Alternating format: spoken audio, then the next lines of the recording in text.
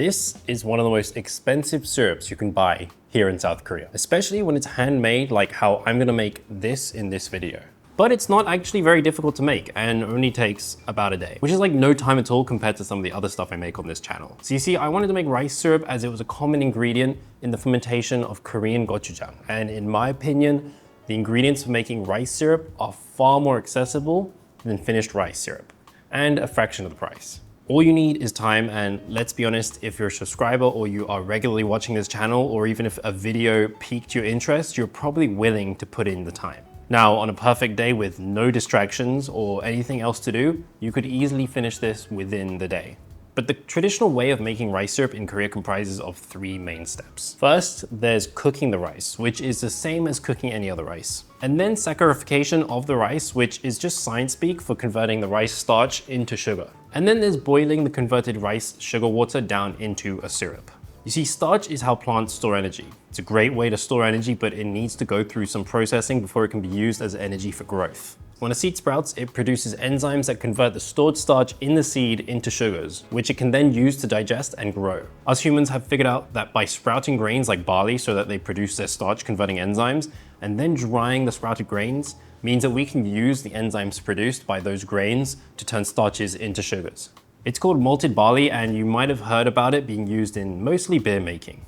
Well, in Korea, we use a lot of malted barley for things like rice syrup or a malted rice drink called chikel, which is actually a step in making this syrup. Cooking the rice first makes the starches gelatinize, which in turn makes them more easily digestible and easier for the enzymes to get in there and break them down into simple sugars. As a result of that breaking down of the starches into sugars, we actually are able to taste the sweetness of those sugars as well. Now all of that starch has been converted into sugar, but it's still in this very watered down mixture, so it has to be boiled down to thicken it. Thickening it down will concentrate that sweet and malty flavor of the rice syrup, but also reduce the moisture content and make this syrup keep for longer. Now, I had 2 attempts at this, and I'll be honest, with the first attempt, I wasn't really thinking much, just doing. And by doing and not thinking, I ended up making the process unnecessarily long and complicated. I started by washing my rice and then soaking it overnight. And then I steamed the rice in a basket steamer, which is a habit I picked up lately from making so much rice wine, which matters in that context because the rice needs a specific moisture content.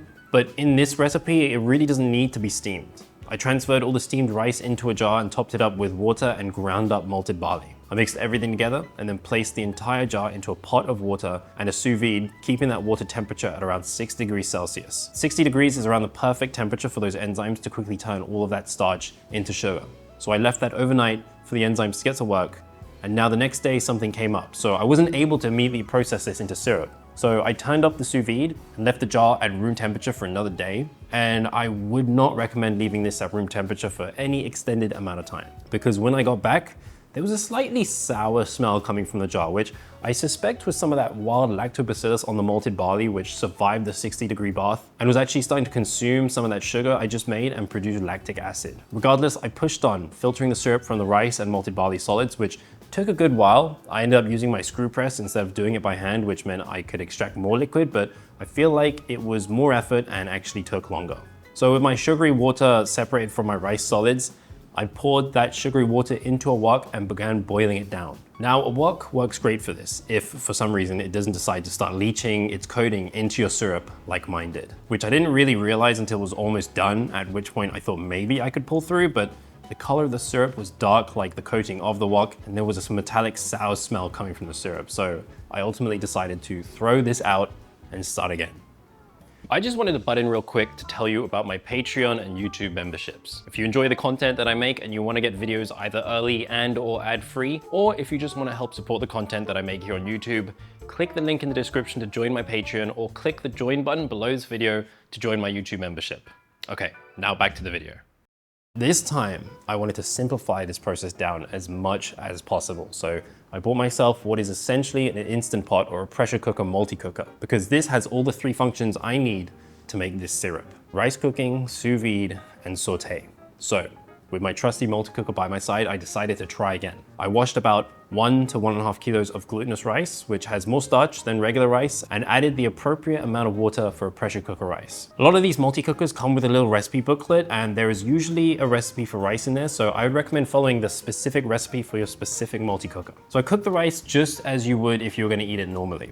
While the rice was cooking, I poured about 500 grams of crushed malted barley into a nut milk bag, tied it up, and then soaked it in about 3 liters of water. The idea is to release the enzymes into the water without getting all that barley husks or solids in the water. And the best way to do this is to repeatedly soak the bag of malted barley in the water and then squeeze the liquid out. After a while, once the water doesn't seem to be getting any much whiter, discard the malted barley solids. Now once your rice is done cooking, open up the multi-cooker, fluff up the rice a little, and then just let it cool down a bit too.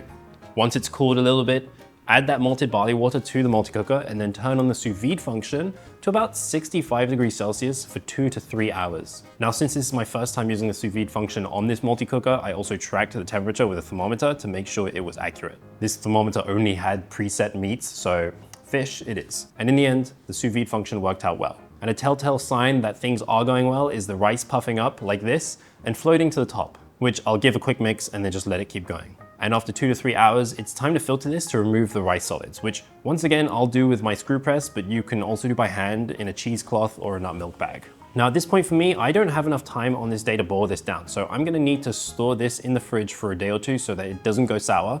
But I figured if I'm gonna be doing that, I may as well try clarify this liquid so that my syrup comes out clearer. So I added some beer findings, which will help settle the solids to the bottom of the jug, and then I set this in the fridge for about 2 days. As a result of the findings and the cold crash in the fridge, the sediment has almost all settled to the bottom of the jug, and I'm able to pour almost all the sugary water back into the multi-cooker while not letting any of that white sediment pour out. Now it's time to reduce this sugary water down into syrup. And to do that, I'm gonna use the saute function on this multi-cooker to bring it up to the boil and then boil it down. There may be a little bit of foam forming at the top, which you're gonna wanna skim off, but I think by clarifying my syrup, I actually had less foam forming on top. After about an hour of boiling with a small fan blowing over to help push more fresh air over top to evaporate faster, I dipped a spoon into the syrup. And as the syrup pours off and thickens as it cools, you know it's almost ready. You can boil this down to an almost molasses thickness, but that was unnecessary for me, so I'm going more for like a consistency of maple syrup. Once I was happy with the thickness of my syrup, I sprayed down a glass jar with brewing sanitizer, and then I'm gonna pour the syrup in while it's still a little hot, then close the jar and set it to cool at room temperature. If you reduce the syrup to a more molasses consistency, it should be pretty shelf stable at room temperature, but I always like to keep stuff like this in the fridge just in case. Now I was pretty happy with how clear my syrup came out, but it's also fine if it comes out a little cloudy too. This was nutty and caramelly with a little earthiness that rice syrup can have sometimes. Now you can use this like regular syrup, but me, I've got other plans for this. So if you enjoyed this video and you want to see what I do with the rice syrup, make sure you are subscribed if you haven't already, and also hit the bell icon to be notified whenever I post a new video in the future. But of course, I'll see you in the next video.